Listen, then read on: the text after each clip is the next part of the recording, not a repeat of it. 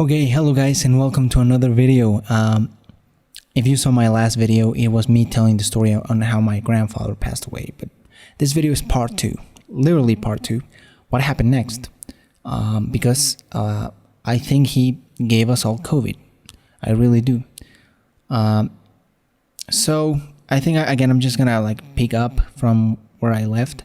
And again, if you're new to this channel, I'm El Chapo. I just upload reaction videos, funny videos about mainly history and geography. But I know this is not my normal regular content, but this is important for me. I want to upload this so people know my story, so my story gets out there, and I don't know. It's a way for me to express myself. YouTube, of course.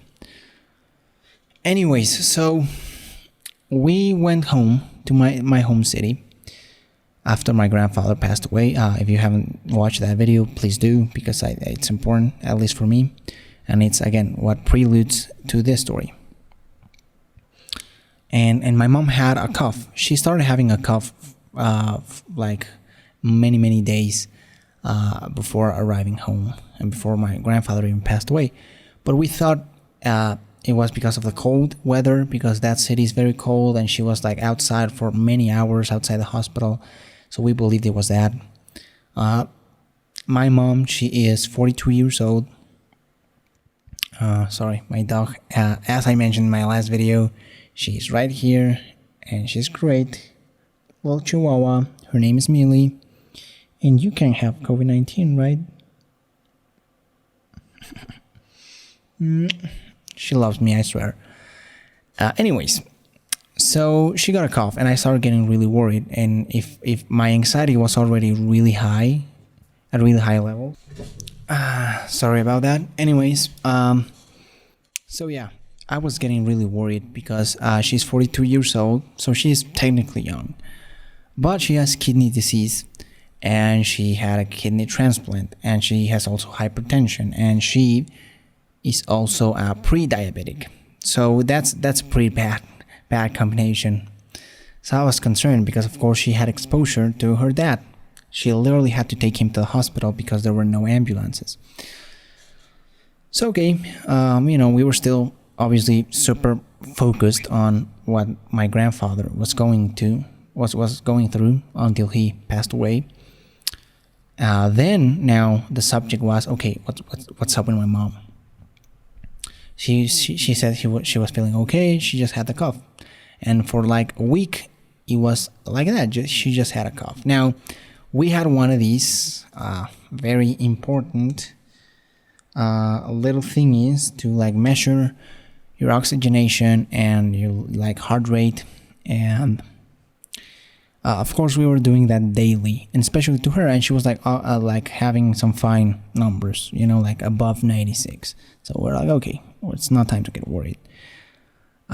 She got a test. Now in Mexico, tests are free. However, it's very bureaucratic, and you have this is what I have, 95 and 90. I think it's because I'm talking to you. 96, okay, because maybe I'm talking and I am like out of breath. Okay, 98. Okay, so we're good, right? We're good. We're also heart rate is at 86, a little bit high, but I don't know why. Anyways, so she was doing fine, but she got a test anyway. So we went to a private lab to get her a test, the PCR regular test, because there's in Mexico some what we call quick tests, which basically it's they swab your nose and they give you a result in 5 minutes. Of that's not really trustworthy, so we decided to go with the PCR. It's kind of expensive, $50 for a test, and of course we spend a lot of money with my grandfather. The funerary services are really expensive, and so yeah, we weren't running high on cash, of course, but we decided it was very important. So we did it. We paid for that test, and the results came back in 2 days positive. She was positive for COVID-19. Until that point, we were hanging out as usual. Me and my brother tried like wearing masks, but when you're in the same household, it's really hard to like apply social distancing. And she didn't want to like quarantine herself in her room. I told her, Mom, maybe you should like quarantine yourself just cause. But she didn't want to until the test came back positive, where she in fact got to her room and she quarantined herself. At this point, I thought, fuck. We were exposed. We had daily exposure to COVID-19. And even though we didn't test ourselves, I am pretty confident that we had COVID-19 because just like there was so many, like we spent a week together, sometimes eating together, hanging out, sometimes not wearing a mask. Like it could have easily like been exposed to it. Until that point, no one in my household had any other symptoms other than my mom.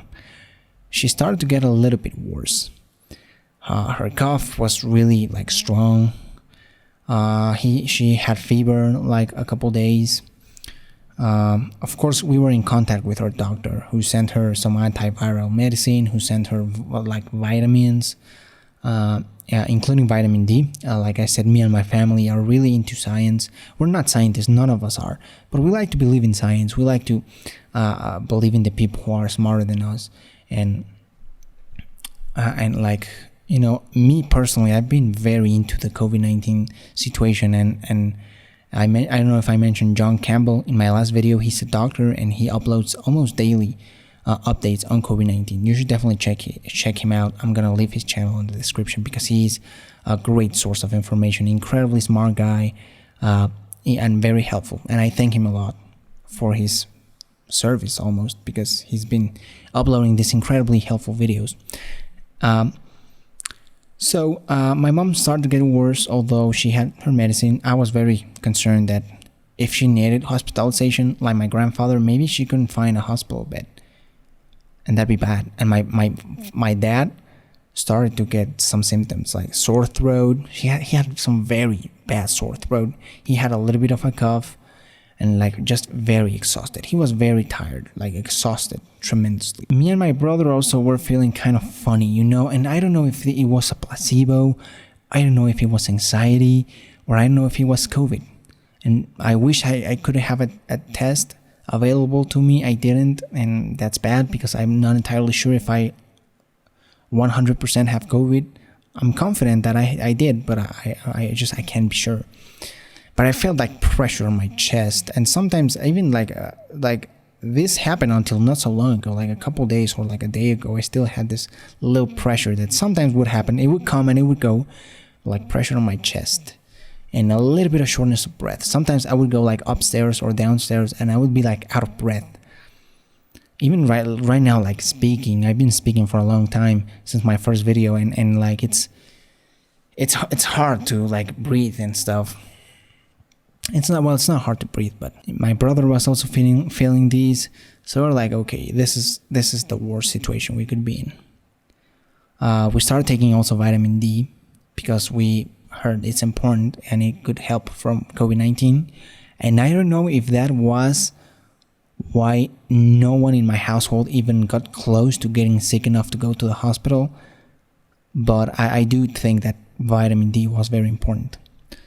Of course, this is just anecdotal. Anyways, so my mom, after a few days of really bad sickness, she felt tired. She could barely stood up. She barely wanted to eat. Does that sound familiar? She started to get better. She stopped having fever. Her cough was like slowing down, and her oxygen levels, although low, there were days where he reached like 88. Like we got worried those days, but after that he was like going above 90. So we're like, okay, that's good. My dad, his throat became less sore. He kind of like went to normal, and me and my bro like never had any symptoms. So, there was one day I had like a sore throat, but it was just like one day. So we just kind of kept it like that for like a week, or like we actually spent my mom spent 14 days on her room, which was very hard for her because we couldn't see her, we couldn't like spend time with her. We used to like only like bring her food in a little trays, in a little like table, right, to do like breakfast in bed, and like leave her food on the door, and she would open the door, pick the food up, and we would do that. It almost like a prison. And when we came to her room, we would be like full on like masks and face shield, so very protected. So it was hard for her to be isolated that long, but she free of that a couple days ago actually, and she's been hanging out with us again. We don't have any symptoms other than me and my brother. Like sometimes we still get shortness of breath, but life's getting back to normal for us, thankfully. And now we have to deal with my grandfather's situation in a more emotional deal, because we couldn't be sad because we were so worried that either my mom, my dad, or maybe us could be in the hospital for COVID. So we couldn't like be sad for him for his death. So right now we're gonna deal with that emotionally and just try to live through the pain. And if you watch this far, I thank you a lot. Thanks for listening to my story. I wish I could listen to yours. Leave a comment with your story. I really want to read. This is why I partially do this. I don't do this because I'm gonna get a lot of views, or because I want like money. I want to express myself, and I want my story to be heard, and I want to hear your story because I know a lot of people lost their family members, and I was incredibly lucky because I didn't lose my mom, I didn't lose my dad. My dad didn't lose his job. We're still here, and that's something to be thankful about. And my grandfather's not, and I feel terrible about that, but at this point things are okay. And I think that's it. If you like this video, watch, share, subscribe, give it a like.